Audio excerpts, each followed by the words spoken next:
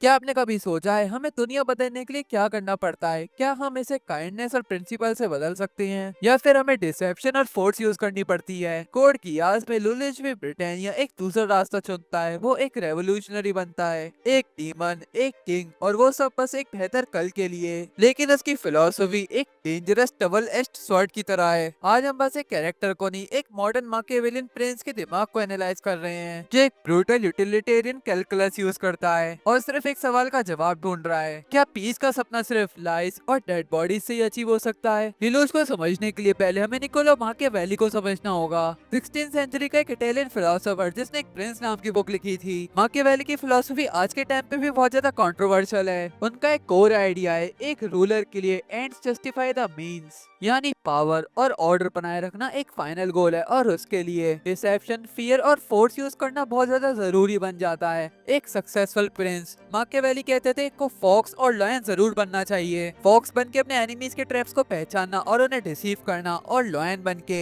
अपने एनिमीज को डराना। उसे लव और फियर डाउन होना पड़ेगा, लेकिन इन दोनों में से अगर एक चीज चूज करनी हो तो फियर होना ज्यादा सेफ रहेगा। अब लिलूज को देखो, वो एक परफेक्ट फॉक्स है। जीरो की उसकी आइडेंटिटी एक झूठ है, हर बैटल उसके लिए एक चेस गेम है, और वो अपने दुश्मनों को ब्रूट फोर्स से नहीं बल्कि ब्रिलियंट एंड कनिंग स्ट्रेटेजी से हराता है। वो अपने गियास को ऑनेस्ट परसुएशन के लिए नहीं बल्कि एब्सोल्यूट कंट्रोल के लिए यूज करता है। ये एक अल्टीमेट डिसेप्शन है, और 99th एम्परर ऑफ ब्रिटानिया बन के वो एक परफेक्ट लॉयन बन जाता है। वो खुद को दुनिया का सबसे हेटेड और फियर्ड आदमी बना देता है। उसे समझ आ जाता है कि अगर वो दुनिया की सारी नफरत अपने ऊपर ले ले तो वो इतना बड़ा टारगेट बन जाएगा कि सब उसे एक साथ देख पाएंगे। ये माकियावेलिनिज्म का परफेक्ट फॉर्म है, दुनिया को एक करना एंड इतना बड़ा है कि ग्लोबल टेरेंट बनने जैसा मीन्स बिल्कुल जस्टिफाइड है। लेकिन सिर्फ स्ट्रेटेजी ही काफी नहीं है जेनोसाइड को जस्टिफाई करने के लिए। इसके लिए लिल्यूज को एक एथिकल फ्रेमवर्क की जरूरत है, और वो उसे मिलता है यूटिलिटेरियनिज्म में। इस फिलोसफी को जेरेमी बेंथम जैसे लोगों ने शुरू किया था।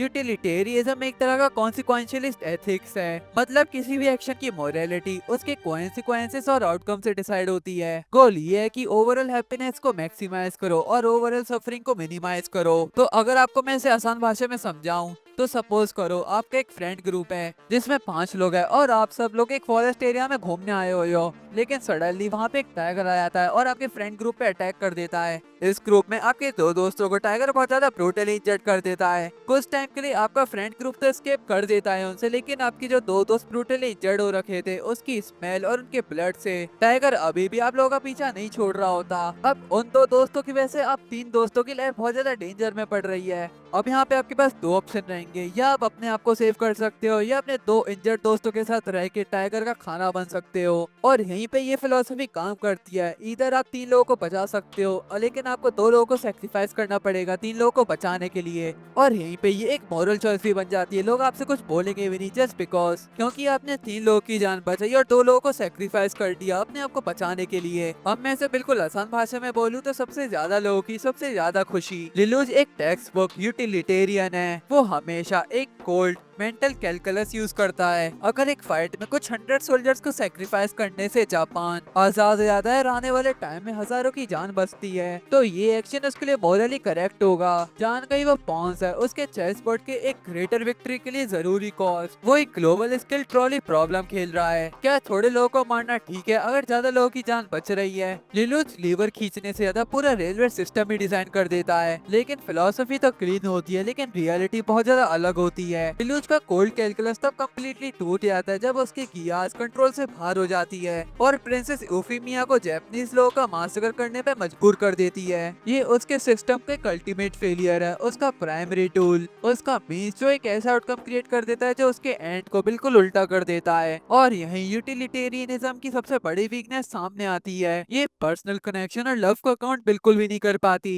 लिलूज फेसलेस सोल्जर्स को तो सेक्रीफाइस कर सकता है लेकिन शेरली यूफिया रोलो की डेथ उसे कम्प्लीटली तोड़ देती है। वो उसके इक्वेशन में एब्स्ट्रैक्ट नंबर्स नहीं है, वो लोग हैं जिनकी उसे परवाह थी। उसकी फिलोसफी उसे इस तरह से बचा नहीं पाती। ये उसकी सुजाको के साथ कोर कॉन्फ्लिक्ट भी है। सुजाको शुरुआत में एक डियंटोलॉजिस्ट है, उसका मानना है कुछ एक्शंस जैसे मर्डर और रिपेलियन इनहेरेंटली गलत है चाहे उनका कुछ भी आउटकम क्यों ना हो। लिलूस जो कोइंसिक्वेंशियलिस्ट है कहता है कि आउटकम ही सब कुछ है। उनकी rivalry in 2 school of thoughts की लाइव डिबेट है। तो अगर प्योर माकियावेली मैकियावेलियनिज्म और प्योर यूटिलिटेरियनिज्म दोनों पर्सनली फेल हो जाए तो क्या बचा? जवाब है उसका मास्टर स्ट्रोक, द जीरो रेक्विएम। ये रेक्विएम सब कुछ है जो उसने सीखा है। ये मैकियावेलियन है अपनी ग्रैंड डिसेप्शन और फियर यूज करने में, ये यूटिलिटेरियन है अपने गोल में। उसकी डेथ से थ्योरी में बिलियंस के लिए लास्टिंग पीस आएगी, लेकिन ये अब कुछ और भी है। लुलुच बस दूसरों को ही नहीं, अब खुद को भी सैक्रिफाइस कर रहा है। उसने एक डियोंटोलॉजिकल रूल एक्सेप्ट कर लिया